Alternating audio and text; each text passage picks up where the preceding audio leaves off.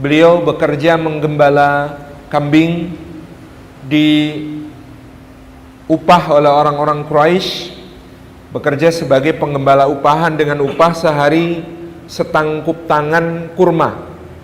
Kita membayangkan upahnya itu sehari setangkup tangan kurma. Dan karena kurma ini bukan berasal dari Makkah, tidak ada kurma yang tumbuh di Makkah, tetapi bisa dari Madinah atau Yasrib saat itu namanya, atau juga dari Yamamah gitu ya, dari mungkin sebagian Taif dan kota-kota yang lain di luar kota Makkah. Maka harga kurma di Makkah ini memang tidak murah.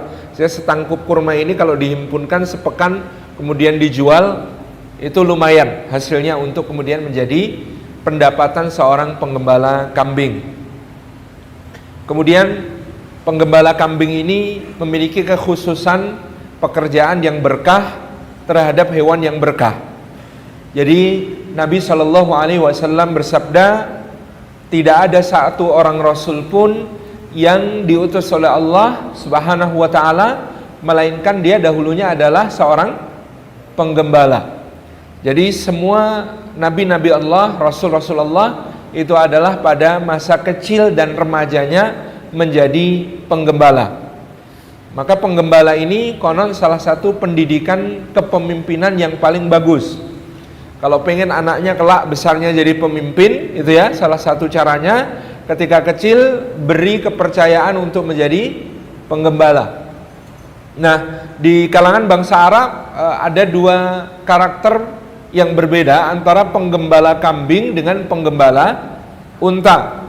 Kalau penggembala kambing itu menurut orang Arab biasanya menghasilkan seorang dengan perangai budi pekerti yang lembut, yang halus. Karena kambing itu disuruh sedikit manut, tidak banyak memberontak, tidak melawan. Sebaliknya ada yang namanya penggembala unta. Penggembala unta ini menghasilkan biasanya pribadi yang keras dan tegas. Nah, dia untanya itu gede-gede dan banyak, jadi dia itu harus lari ke sana kemari supaya untanya ini tidak salah jalan gitu ya, harus ngawal, kadang-kadang dengan pukulan dan lain sebagainya. Berbeda dengan gembala kambing, asal dia berjalan kambingnya itu akan mengikuti. Nah, maka kalau ada dua tipe kepemimpinan dari orang yang menggembala kambing dengan orang yang menggembala unta. Kalau yang menggembala kambing akan tumbuh seperti Rasulullah SAW yang oleh Allah Subhanahu wa taala disebutkan fabima rahmatim minallahi lintalahum, maka disebabkan rahmatnya Allah Subhanahu wa taala maka kamu wahai Muhammad layyin, punya sifat kelembutan kepada orang-orang yang ada di sekitarmu. Kepemimpinannya itu dihiasi sifat al-linah atau kelembutan. Walaupun tafaddan ghalidal qalb langfaddu min haulik. Seandainya engkau wahai Muhammad faddan, bersikap kasar, ghalidal qalbi, dan berhati keras, langfaddu min haulik, maka niscaya mereka orang-orang itu akan bubar, akan pergi meninggalkanmu.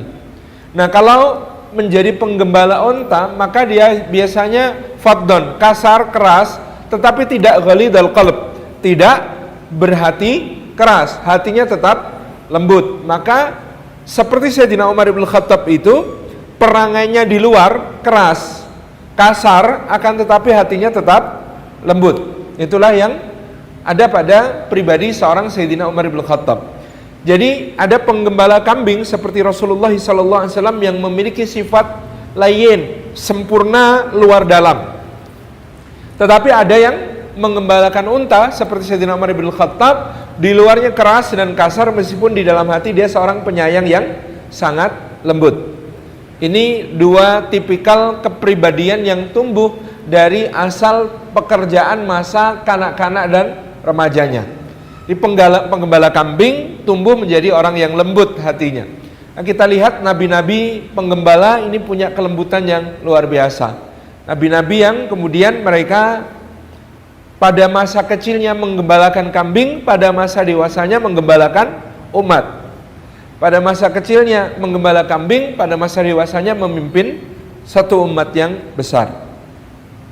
Kambing sendiri memiliki keberkahan yang disebutkan oleh Nabi SAW. Kata Nabi SAW dalam bentuk perintah, pelihara kambing karena di dalam kambing itu terdapat banyak keberkahan. Keberkahannya kambing ini disebutkan secara nas dan qat'i, artinya memang kita ini diarahkan untuk kemudian kalau mulai beternak, salah satu alternatif yang disebutkan oleh Nabi SAW adalah kambing. Jadi kambing ini berkahnya di mana? Mungkin ada yang mengatakan, oh kambing itu bikin kolesterolnya tinggi, bikin darah tinggi gitu ya, bikin stroke dan lain sebagainya. Ini biasanya kambing salah perlakuan.